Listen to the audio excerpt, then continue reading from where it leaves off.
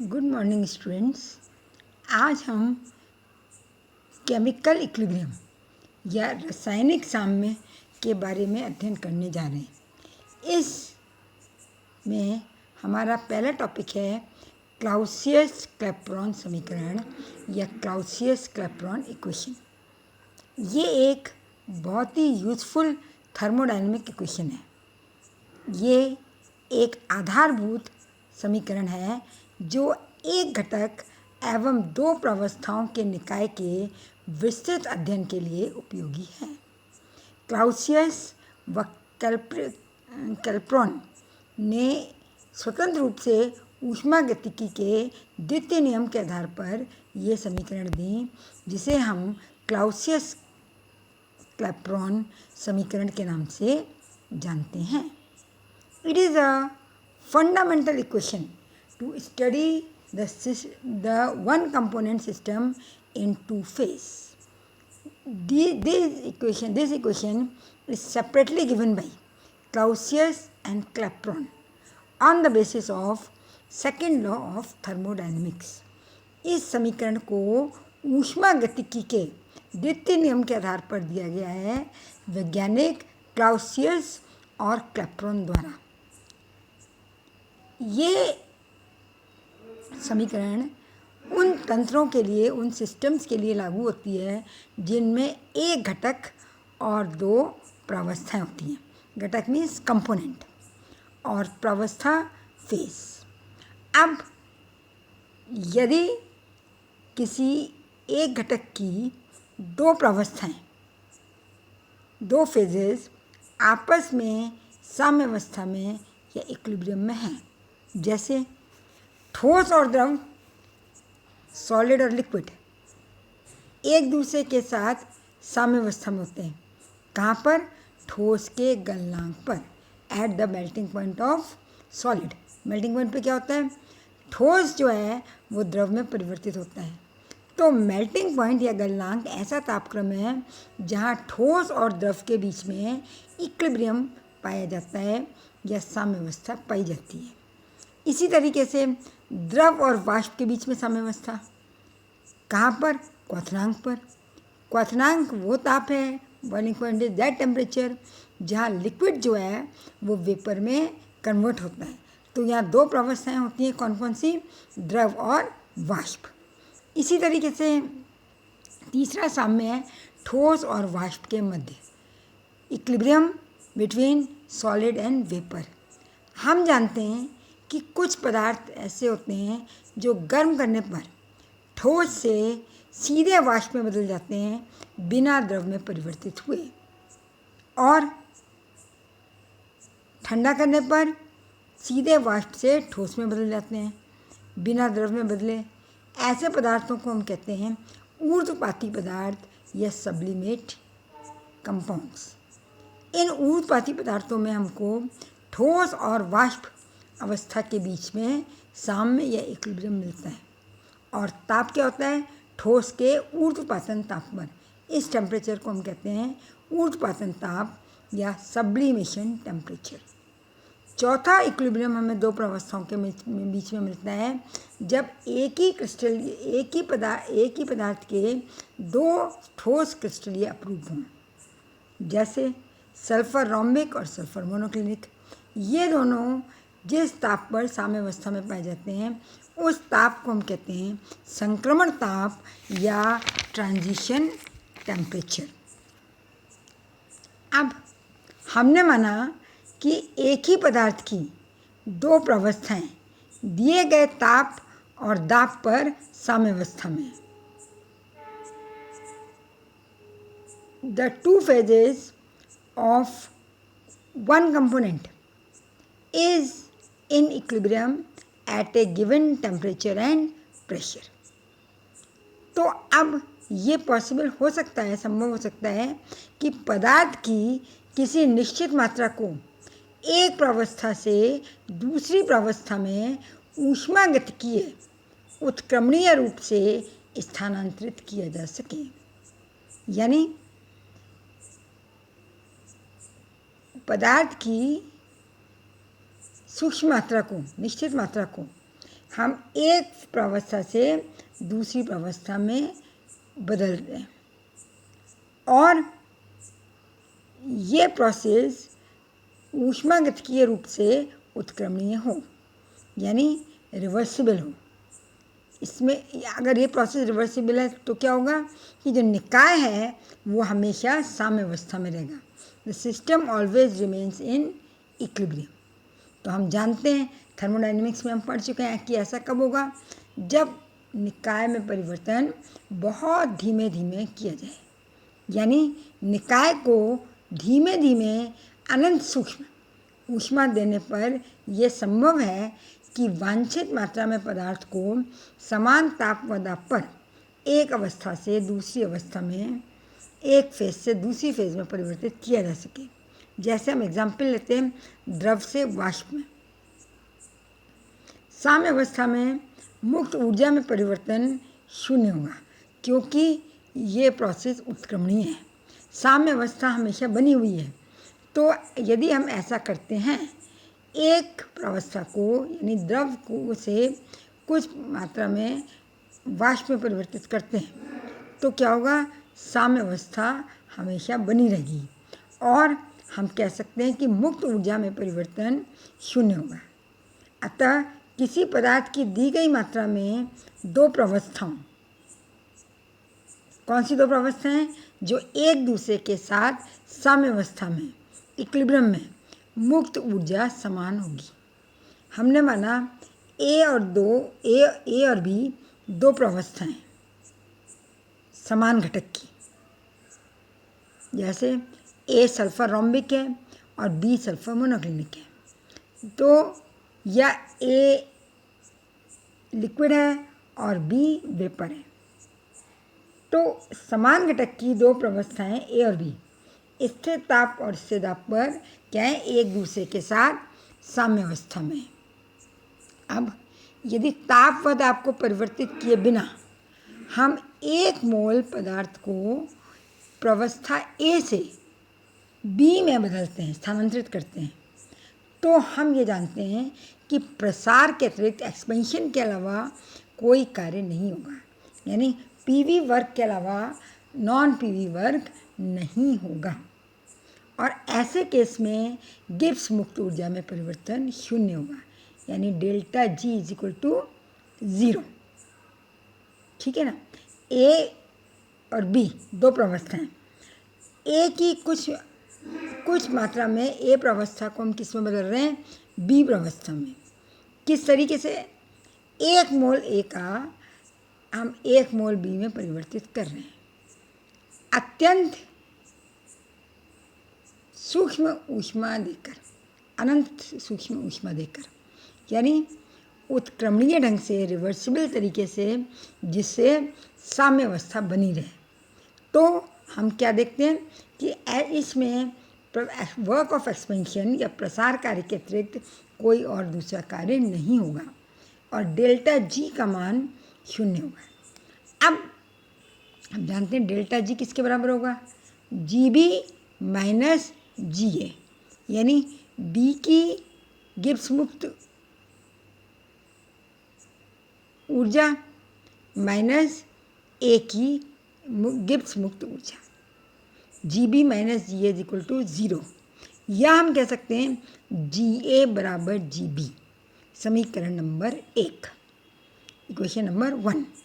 यदि निकाय का ताप, अब हम T से बढ़ा कर क्या कर देते हैं, T plus D T, D T ताप बढ़ा दिया, सूक्ष्म अनंत सूक्ष्म ताप बढ़ा दिया, तो अब ताप कितना हो गया, पहले था T, अब हो गया T प्लस डी टी। तो साम्य अवस्था को बनाए रखने के लिए क्या होगा, दाब भी परिवर्तन होगा, दाब में भी परिवर्तन होगा। और अब दाब कितना हो गया, P से परिवर्तित होकर हो गया P प्लस डी पी।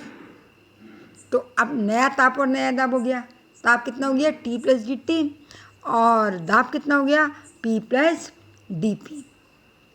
तो प्रावस्था ए के लिए मुक्त ऊर्जा प्रति मोल कितनी हो जाएगी, जी ए तो पहले थी प्लस डी जी ए, और बी के लिए कितनी हो जाएगी, G B plus D G B. अब हम जानते हैं ये आपस में बराबर होंगी, तो हम क्या लिख सकते हैं, G A plus D G A is equal to G B plus D G B. और हम ये पहले से ही जानते हैं कि जी समीकरण 1 से कि जी ए बराबर जी बी, तो इस तरीके से हमारे पास क्या आ जाएगा, डी जी ए बराबर डी जी बी। समीकरण नंबर 2, इक्वेशन नंबर 2, मतलब ए की गिब्स मुक्त ऊर्जा में परिवर्तन किसके बराबर होगा, बी की गिब्स मुक्त ऊर्जा में परिवर्तन के। अब हम ये जानते हैं डी जी किसके बराबर होता है, V D P minus H D T. ये थर्मोडाइनमिक संबंध है, ऊष्मागतिकीय संबंध है, थर्मोडाइनमिक रिलेशन रिवर्सिबल प्रोसेस के लिए, उत्क्रमणीय प्रोसेस के लिए, प्रक्रम के लिए। और यहाँ हम बात कर रहे हैं रिवर्सिबल प्रोसेस या उत्क्रमणीय प्रक्रम के लिए। तो ए अवस्था के लिए हमारे पास क्या आ जाएगा, D G A is equal to V A D P minus S A D T. और बी प्रावस्था के लिए क्या आ जाएगा, D G B is equal to V B D P minus S B D T. अब क्योंकि हम जानते हैं कि डी जी ए और डी जी बी आपस में बराबर है, तो इसलिए इन दोनों समीकरणों की राइट हैंड साइड भी आपस में बराबर होंगी, यानी V D P minus V A D P minus S A D T किसके बराबर होगा, V B D P minus S B D T के बराबर होगा। अब इसको हम सॉल्व कर लेंगे, एस के टर्म एक साथ ले लेंगे और वी के टर्म एक साथ ले लेंगे, तो क्या आ जाएगा, S B D T minus S A D T is equal to V B D P minus V A D P. D T common निकाल लिया तो ये हो गया S B minus S A D T, और वहाँ से D P common निकाल लिया तो V B minus V A D P. अब D T upon D P is equal to क्या आ जाएगा हमारे पास, V B minus V A upon S B minus S A. Clear, तो V B minus V A delta V और S B minus S A delta S.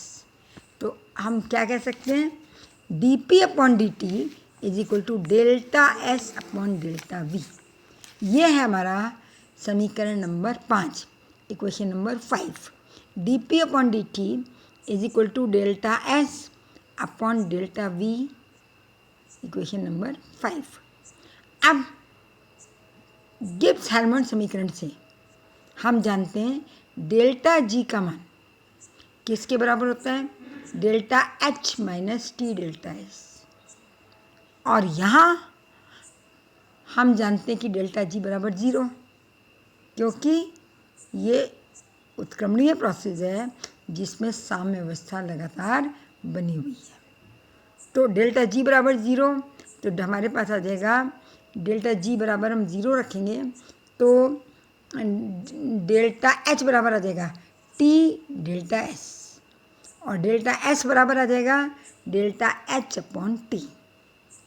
अब इस delta S की इस वैल्यू को समीकरण नंबर 5 देखिए 5 में रख दीजिए, यानी समीकरण नंबर 5 में हम डेल्टा एस की जगह क्या रख दें, डेल्टा एच अपॉन टी। तो फिर क्या होगा, समीकरण बनेगी D P upon D T is equal to delta H T delta V, या D P upon D T बराबर delta H upon T, delta V की जगह क्या है, V B minus V A. समीकरण number 6। This equation is a form of Clausius Clapeyron equation. ये Clausius Clapeyron समीकरण का रूप है, और इस समीकरण को विभिन्न साम्यों के लिए प्रयुक्त किया जा सकता है। This equation can be use for different type of equilibriums. तो जो मैंने पहले 4 इक्विलिब्रियम शुरू में आपको बताए थे, उन चारों के लिए हम इस इक्वेशन को यूज़ कर सकते हैं। तो सबसे पहले हम बात करेंगे सॉलिड लिक्विड इक्विलिब्रियम, ठोस द्रव्य साम्य। ठोस जो है वो द्रव में बदल रहा है। किस तापक्रम पर बदलेगा ये? गलनांक पर या फ्यूज़न टेम्परेचर पर। तो इक्वेशन नंबर 6 यानी क्लाउसियस क्लैपेरॉन समीकरण का प्रयोग करते हुए हम लिख सकते हैं dP/dt बराबर डेल्टा HF। HF क्या है? मोलर हीट ऑफ फ्यूज़न, गलन की मोलर ऊष्मा, upon T fusion temperature, VL माइनस VS।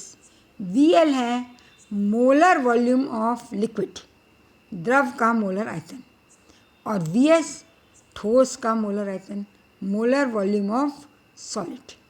VL is the molar volume of liquid and VS is the molar volume of solid।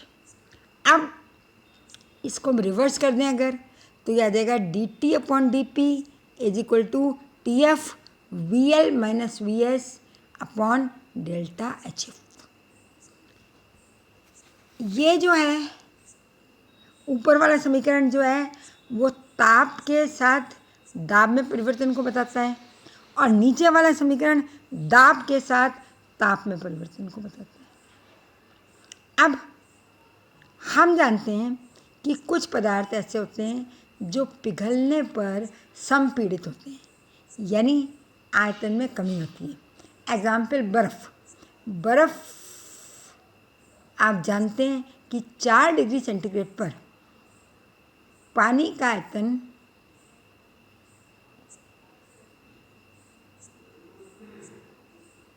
4 degree centigrade पर पानी का घनत्व अधिकतम होता है। तो जैसे जैसे हम बर्फ़ को पिघलाते हैं वैसे वैसे आयतन बढ़ने के स्थान पर क्या होता है? कम होता है। अर्थात ये पिघलने पर संपीड़ित होते हैं। इसका मतलब क्या हुआ?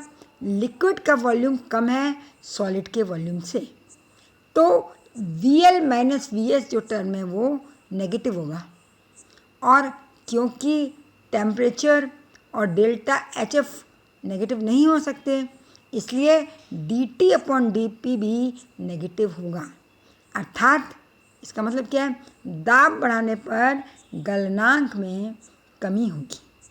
आप जानते हैं बर्फ़ का दाब बढ़ाते हैं तो बर्फ़ का गलनांक जो है वो कम हो जाता है। अब कुछ पदार्थ ऐसे होते हैं जो पिघलने पर फैलते हैं, मतलब द्रव में बदलने पर आयतन में वृद्धि होती है, जैसे sulphur. VL is greater than VS, तो फिर VL माइनस VH कैसा होगा? पॉजिटिव, यानी dT/dB पॉजिटिव होगा। तो ऐसी स्थिति में क्या होगा? दाब बढ़ाने पर गलनांक बढ़ेगा। तो इस समीकरण से हम ये निष्कर्ष निकाल सकते हैं कि दाब बढ़ाने पर ठोस का गलनांक बढ़ेगा या कम होगा। ये था आपका ठोस द्रव इक्विलिब्रियम, ठोस द्रव साम्य या सॉलिड लिक्विड इक्विलिब्रियम। अब हम दूसरे इक्विलिब्रियम की बात करते हैं, लिक्विड वेपर इक्विलिब्रियम, द्रव वाष्प साम्य। लिक्विड वेपर इक्विलिब्रियम या द्रव वाष्प साम्य। तो dT/dP बराबर TB, क्योंकि द्रव वाष्प किस टेम्परेचर पे चेंज होता है? बॉइलिंग पॉइंट क्वथनांक पर। VV माइनस VL upon delta HV। Delta HV क्या है? वाष्पन की मोलर ऊष्मा, मोलर हीट ऑफ वेपराइजेशन, वाष्पन की मोलर ऊष्मा। या हम इसको इस तरीके से भी लिख सकते हैं dP/dt is equal to delta HV T यानी TB VV माइनस VL। ये समीकरण क्या है बताती है? ये बताती है नीचे वाली समीकरण कि ताप के साथ द्रव के वाष्प दाब में परिवर्तन की दर dP/dt। किसके बराबर होगी? Delta H V upon T V V minus V L. अगर हमको D P upon D T का मान पता है तो हम इससे delta H V molar heat of vaporisation ज्ञात कर सकते हैं। और अगर मोलर हीट ऑफ वेपराइजेशन पता है तो हम ताप के साथ द्रव के वाष्प दाब में परिवर्तन की दर को ज्ञात कर सकते हैं। अब तीसरा इक्विलिब्रियम जो हमारा है वो है सॉलिड वेपर इक्विलिब्रियम, ठोस वाष्प साम्य। यानी ठोस किस में बदल रहा है? वाष्प में। तो समीकरण D P upon D T is equal to delta H S. Delta H S क्या? Enthalpy of sublimation. या ऊर्ध्वपातन हो रहा है तो ऊर्ध्वपातन की एंथैल्पी या enthalpy of sublimation delta H S upon T S into V V minus V S. V V molar volume in vapour phase और V S molar volume in solid phase, ठोस अवस्था में मोलर आयतन, और we we वाष्प अवस्था में molar आयतन। इसी तरीके से equilibrium between two allotropic forms, दो ठोस अपरूपों के मध्य साम्य। फोर्थ इक्विलिब्रियम है equilibrium between two allotropic forms, दो ठोस अपरूपों के मध्य साम्य। मान लीजिए कोई पदार्थ है जो ठोस अवस्था में ही दो अपरूपों में या एलोट्रोपिक फॉर्म्स में मिलता है, जिनको हम कहते हैं अल्फ़ा और बीटा। तो ठोस अल्फ़ा फॉर्म जो है किस में बदल रही है? बीटा फॉर्म में। प्रावस्था सॉलिड है, लेकिन क्योंकि अपरूप अलग अलग हैं तो ये दोनों अलग अलग ही प्रावस्थाएं होंगी। यदि अल्फ़ा अपरूप जो है वो संक्रमण ताप के नीचे स्थायी है और बीटा जो है वो संक्रमण ताप के ऊपर स्थायी है, तो संक्रमण ताप पे क्या होगा? अल्फ़ा प्रावस्था बीटा प्रावस्था में बदलेगी। The alpha phase is change into the beta phase. तो हम क्या लिख सकते हैं? वही क्लाउसियस क्लैपेरॉन समीकरण के रूप में D T upon D P is equal to T T transition temperature V beta minus V alpha upon delta H T. Delta H T क्या होगा? संक्रमण की एंथैल्पी, एंथैल्पी ऑफ ट्रांजिशन, और V beta molar volume of component in beta phase, और V alpha molar volume in alpha phase.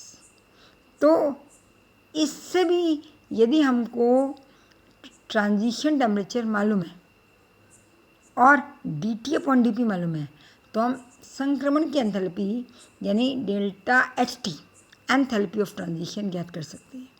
और अगर delta H T मालूम है तो हम D T upon D P का मान ज्ञात कर सकते हैं।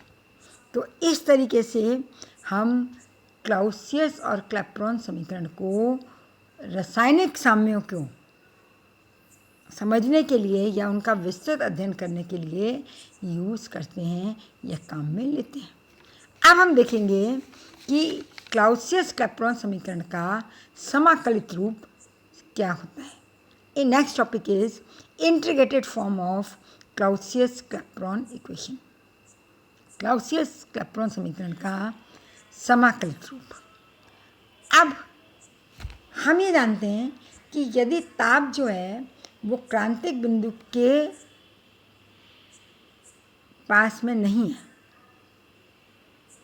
तो ऐसी स्थिति में यानी सामान्य ताप और दाब पर द्रव का आयतन वाष्प के आयतन की तुलना में बहुत कम होता है, या हम कह सकते हैं नगण्य होता है।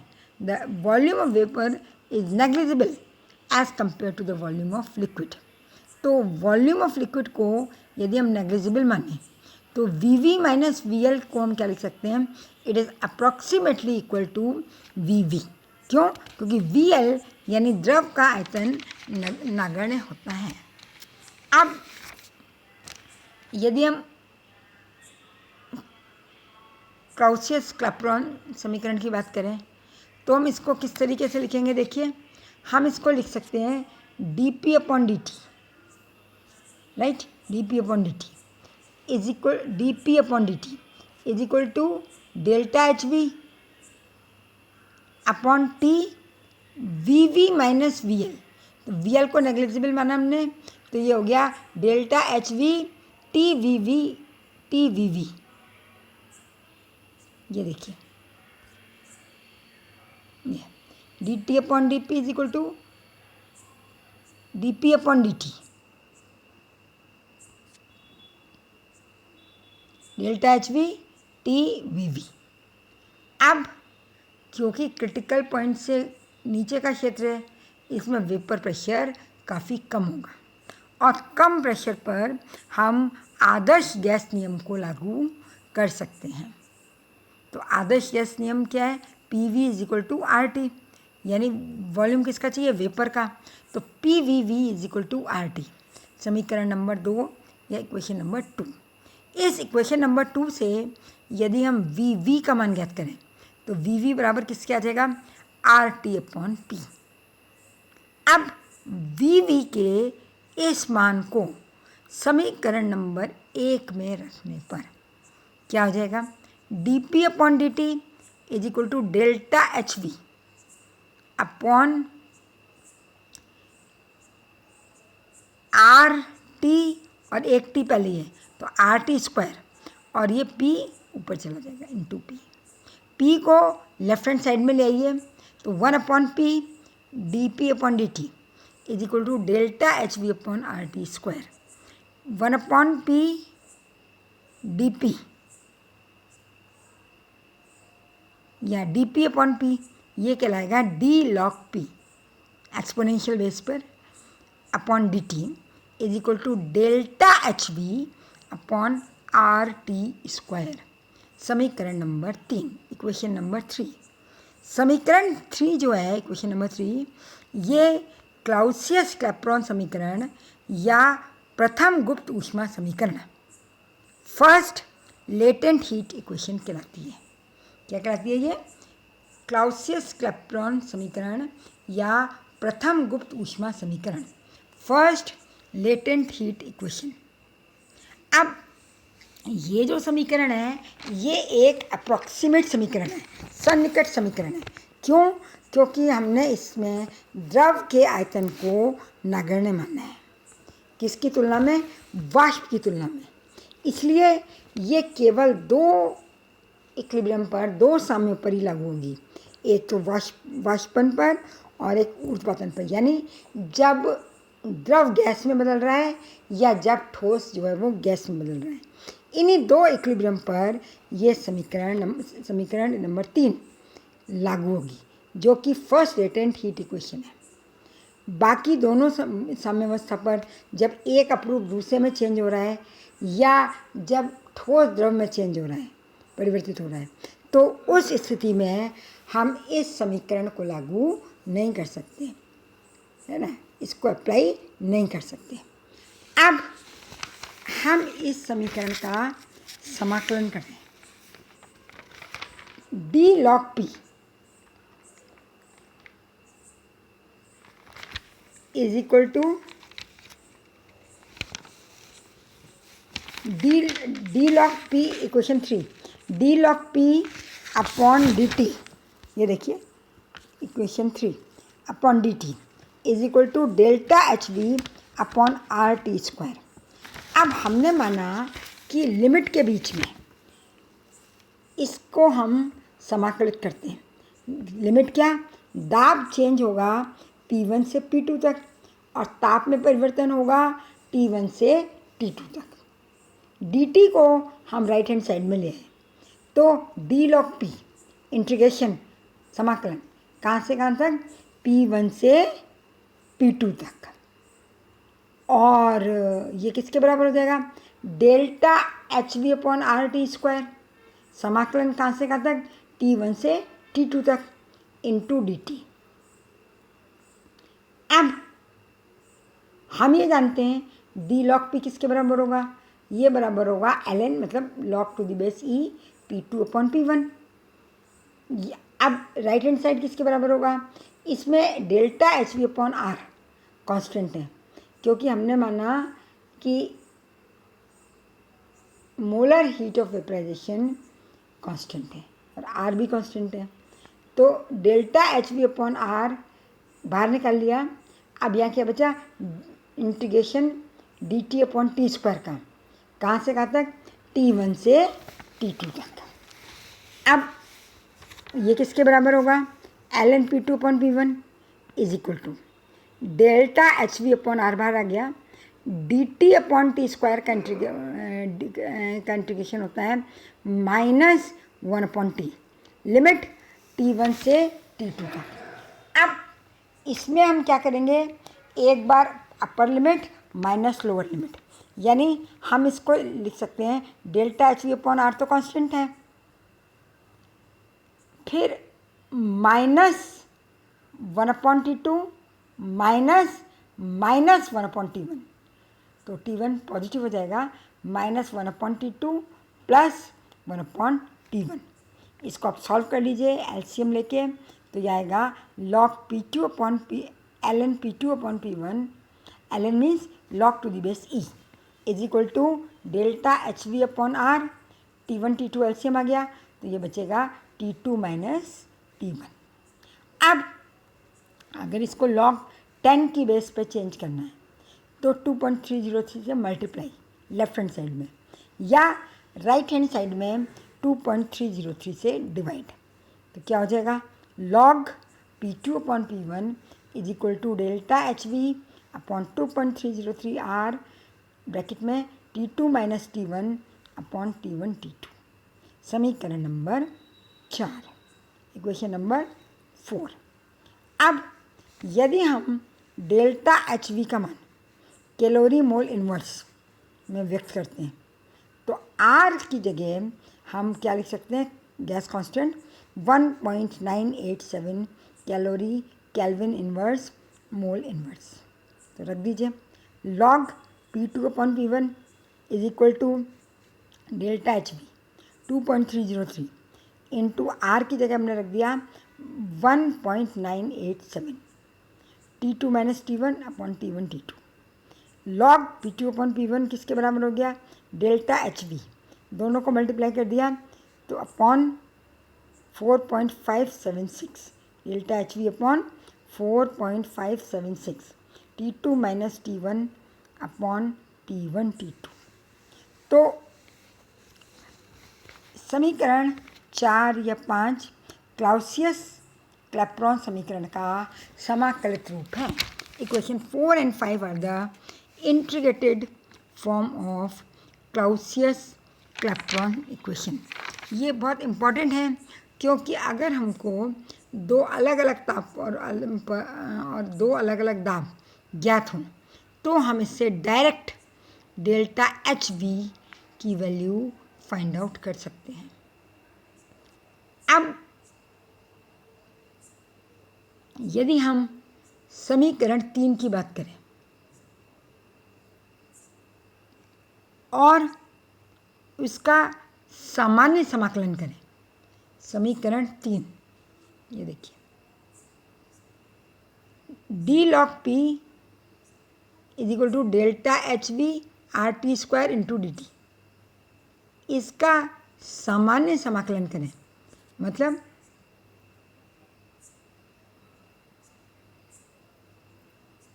बिना लिमिट के, तो ये हो जाएगा D log P delta H V upon R constant है, D T upon T square, D T upon T square. तो लेफ्ट हैंड साइड में डी लॉग पी का इंटीग्रेशन होगा log P L N P log to the base E, और delta H V upon R constant है, D T upon T square का होगा 1 upon T plus constant, sorry यहाँ पर minus sign रह गया है, आप माइनस साइन लगा लें, डी टी अपॉन dt/t² का होता है -1/t। तो यहाँ पर आपके पास माइनस साइन आ जाएगा। नीचे नीचे तो लगा हुआ है, लेकिन ऊपर ऊपर ये माइनस साइन लगाना रह गया है। तो log p is equal to -delta/hv/RT plus एक कांस्टेंट नियतांक, या हम कह सकते हैं log p 10 के बेस पर। तो 2.303 से लेफ्ट हैंड साइड में मल्टीप्लाई या राइट हैंड साइड में डिवाइड।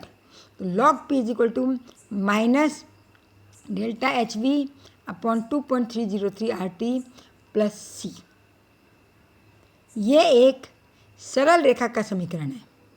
अगर y is equal to mx plus C, यदि हम log p और 1/t के बीच में ग्राफ खींचेंगे तो ये सिंपल स्ट्रेट लाइन मिलेगी, जिसका स्लोप किसके बराबर होगा?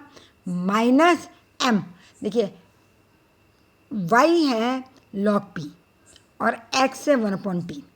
तो m की वैल्यू क्या है? -delta/hv/2.303 r, या r की वैल्यू रख दें तो -delta/hv/4.576। और इंटरसेप्ट जो है अंतखंड वो c के बराबर है। इस ग्राफ का, इस आलेख का अंतखंड जो है वो c के बराबर होगा और स्लोप जो है वो -delta/hv/4.576 के बराबर होगा।